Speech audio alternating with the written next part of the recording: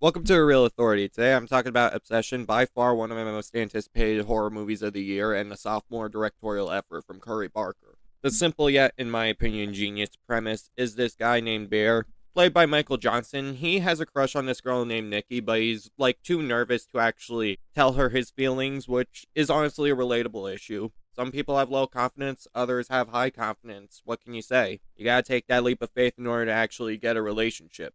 Unfortunately, he is tempted by an alternative in the form of a one wish willow, which allows him to make any wish he can, in which he wishes that Nikki would love him more than anyone in the world. And yeah, he gets exactly what he wishes.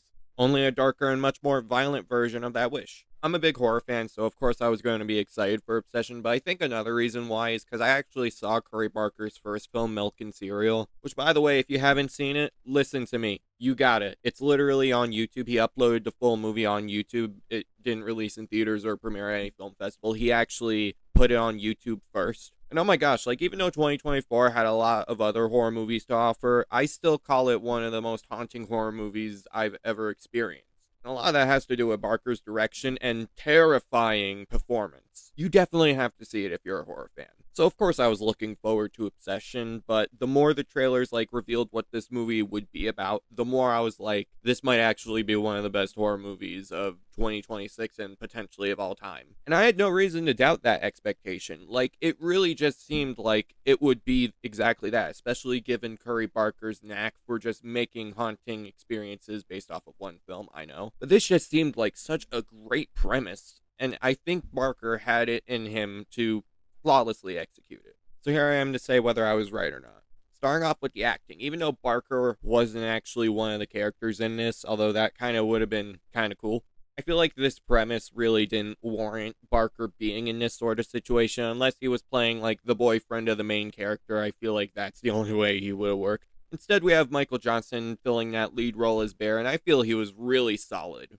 He sells the nervousness as well as the terror in both situations, especially when he does engage with the one wish willow. I'm not going to spoil anything, but that first scene really just shows you how he views this situation and how unexpected it is when it ultimately unravels. And as it unravels, his acting is just really strong all around the board, especially in this panic and terror he has, afflicted on whether or not this is exactly what he wants or not. He doesn't overlook the fact that Nikki is different, but will his relationship with her be jeopardized by the addressing of this situation? It was a really good dilemma that Bear had to deal with. Not going to get into too much detail, but Michael Johnston did great.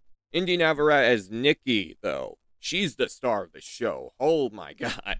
Like, if you thought in Milk and Cereal that Curry Barker was the literal scene stealer and he was just exceptional in this, take everything that made him so special and add that times 1,000 to Indy. She was exceptional. Like, I was shocked at how exceptional she was, even though the trailers kind of made it seem like she would be exceptional. But even before the One Wish Willow, she just makes Nikki this engaging and kind character, and one in which you absolutely do not want to see this One Wish Willow curse bestowed upon her.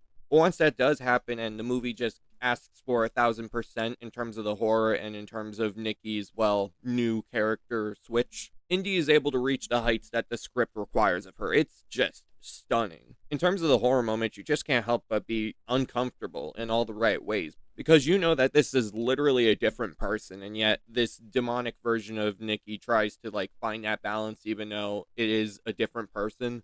But even then, Indy sells the normal bits as well as the horrific and just different bits. I don't really know how to explain it. I feel like you have to see it for yourself in order to understand how fantastic she was in the role. Johnston is a scene stealer, but Navarrete makes this movie. And considering this is her first major role, yeah, I'm excited to see what she does next. Like, I know Barker already has another directorial effort in which I'm pretty sure he's starring in. Excited for that, excited for what she does next too. Speaking of Barker, exceptional is the only word I can describe his direction and writing as. It was just so strong. Plus, it doesn't feel the need to rely on horror movie cliches or repeating the bits or relying on jump scares, for lack of a better word. It really does try to pave its own identity, but also, even though the One Wish Willow is kind of this mystical thing, it really does stay grounded in a lot of places outside of this personality shift for Nikki, which is honestly great because it doesn't feel the need to have floating bodies, exorcisms, or something, or just overall bombastic stuff in terms of horror movies. I know this was made for less than $1 million, and it does show, but the utilization of that $1 million million makes it so that it's not a problem whatsoever. Like Milk and Cereal was a found footage movie, so you don't expect that to have the highest of budgets. But for this movie, the utilization of the $1 million was definitely well utilized and something to behold. And I do feel like the directing and screenplay, like, even though it has high ambitions, the movie is executed in such a way that said high ambitions can be met with the budget. I feel like Barker's direction was just overall haunting, especially with the less than full screen aspect ratio. Like, it really does leave this movie contained, but also leaves it a lot more terrifying. But also, the screenplay just weaves a narrative that, again, it's just really unique and original, and it's executed in such a way that it never feels like it goes in any ridiculous direction or a direction that doesn't leave you fulfilled by the end.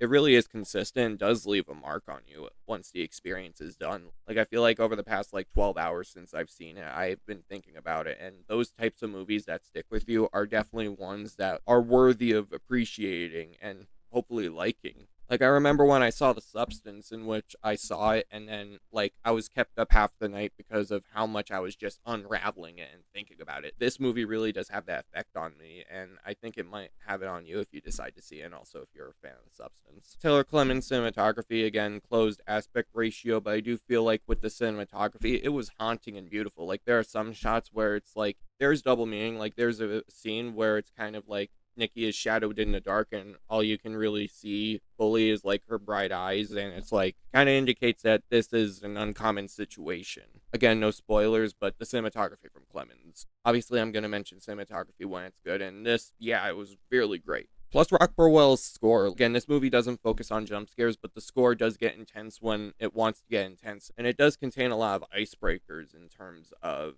transitioning from a suspenseful moment to a more calm one or vice versa, and I feel like the score really does a great job at that. It doesn't really focus on bang, bangs, there, if you know what I mean, so I really do feel the score was just really well utilized, plus the sound design was just eerie as hell. Plus, it also finds that bridging gap between romantic moments and suspenseful moments, even though that tension isn't really broken for me. Once the One Wish Willow happened, I kind of had an idea that the much more sweet and romantic moments would just be temporary until the real horror came in, and almost immediately it does. It creeps in before slowly but surely just blasting on the screen. And all that just adds to the suspense of the entire situation. It is a horror movie, but you can argue it's also a psychological thriller in a lot of places. Definitely in the same, actually a lot more terrifying way than Companion, in which it's kind of multiple genres. This movie does try to stay isolated within the horror, psychological horror, and psychological thriller genres, even though it does have a bit of dark comedy, or at least that's what the crowd I was with kind of felt it was. There are a lot of weird bits in it, but it's kind of like Talk to Me, in which those weird bits just add to the terrifying narrative it weaves. Cherry on top, the movie's only 1 hour and 45 minutes, and it never felt boring. In terms of the substance, I guess I'm using that example, it definitely felt like toward the end, it did have a little bit of pacing issues. Here, no, there were no pacing issues. It was just the bow on top of this delicious cake.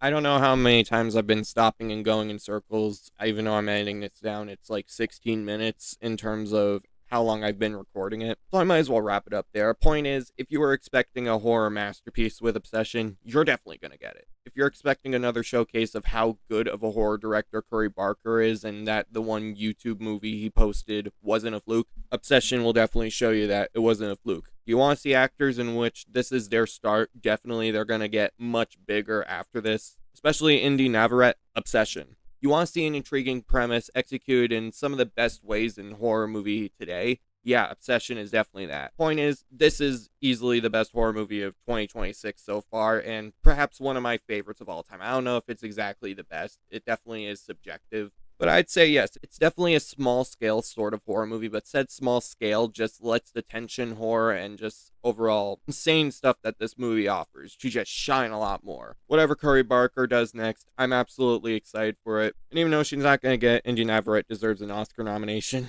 I could dream, but I have the ability to tell you, yeah, The Real Authority 100% approves. It's going to be really hard for this movie to be dethroned in terms of the best horror movies of the year. I'm really excited for Backrooms, but I think this movie will hold the best horror movie of the year title for me for a really long time. That's how strong it is. I hope I'm not underselling it. I think I've exhausted everything I could say, but the point is, watch it. It's more than worth it. Make sure to leave a like, subscribe to the channel, turn on post notifications, and comment your thoughts on the movie. And is it better than Milk and Cereal? I think so, but you may have different perspectives. And also, what's your favorite horror movie of the 2020s so far? Like, I know there might be better ones, but I feel like Obsession ranks among them. Either way, this is your opportunity to let me know. All right, peace.